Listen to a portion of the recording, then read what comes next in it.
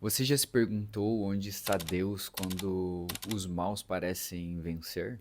Essa é uma pergunta honesta e que a gente às vezes faz para nós mesmos ou para os outros, porque há tanta injustiça no mundo e às vezes o silêncio de Deus parece inaudível, sabe? A gente não consegue perceber que Deus está falando em meio a todas essas adversidades. No Salmos número 9, Davi, no versículo 9 e 10, ele diz assim: O Senhor é refúgio para os oprimidos, uma torre segura na hora da adversidade. Os que conhecem o teu nome confiam em ti, pois tu, Senhor, jamais abandona os que te buscam.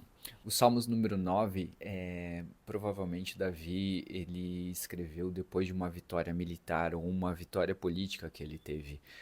Inclusive, em alguns manuscritos, os Salmos número 9 e o número 10 eles aparecem juntos. Por exemplo, na Septuaginta, eles são apenas um salmo. E ele coloca ali como se fosse a justiça de Deus versus a injustiça dos homens. O silêncio de Deus perante a injustiça do homem, mas a confiança em Deus, que Deus ele é justo mesmo para operar em meio a esse caos, para trazer uma justiça divina sobre o mal que acontece no mundo. Tá, mas qual que é o propósito do Salmo? Eu acho que o Salmo ele pode ser dividido em três pontos. E o primeiro ponto que eu quero falar com vocês é que Deus é um juiz justo e ele governa soberanamente, ou seja, em meio a toda injustiça, nós temos que crer que Deus ele continua sendo justo e continua sendo bom.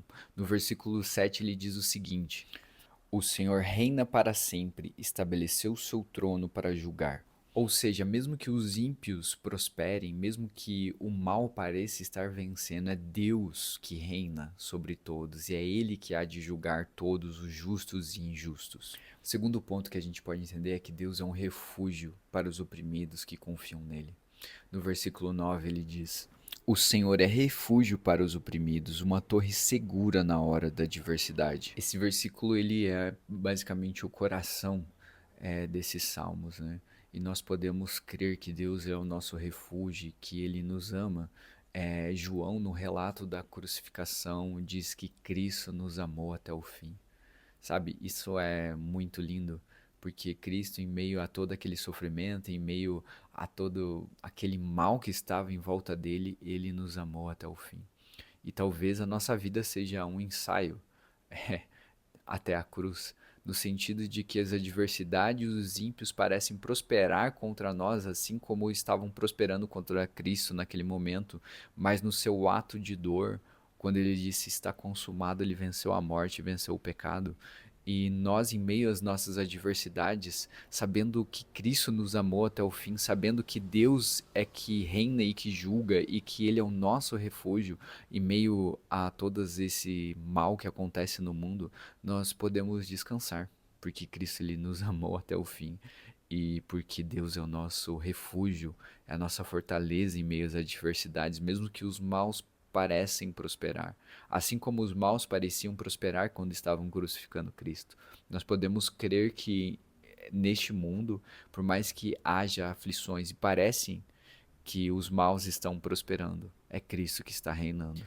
E o terceiro ponto que a gente pode entender desse capítulo é que Deus ele não se esquece dos oprimidos e um dia ele trará a justiça final nessa terra. No versículo 18 do capítulo, ele diz: Mas os pobres nunca serão esquecidos, nem se frustrará a esperança dos necessitados.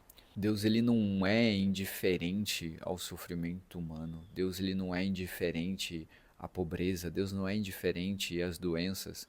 Ah, Hebreus vai dizer que nós não temos um sumo sacerdote que não conhece as nossas dificuldades, mas Cristo ele sofreu tudo aquilo que nós sofremos, porém sem pecado.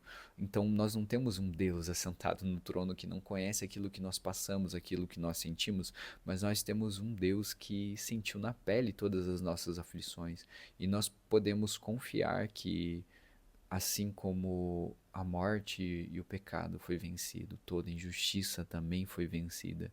E por mais que pareça que não nesse momento, do ainda não, já no céu, a justiça reina, o amor reina, Cristo reina e ele está dentro de nós, ele vive em nós, ele opera através de nós. Então, meu convite para você é, primeiro, louve a Deus antes da sua resposta chegar, porque a Bíblia diz que o justo ele viverá pela fé.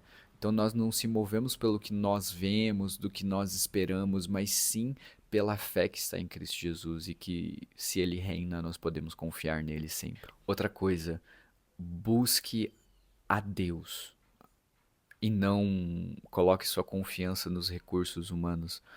Muitas vezes a gente acha que a justiça humana ela é mais palpável. Porém, por mais que a justiça humana seja mais palpável, a justiça de Deus ela é eficaz e é nela que nós devemos confiar. E terceiro, espere a justiça de Deus com paciência, porque Deus ele é justo e ele não falha. Então nós podemos confiar nele que por mais que tudo pareça injusto, um dia a justiça virá, porque essa é a natureza de Deus, ser justo, santo, puro, mas também misericordioso e amoroso. É isso.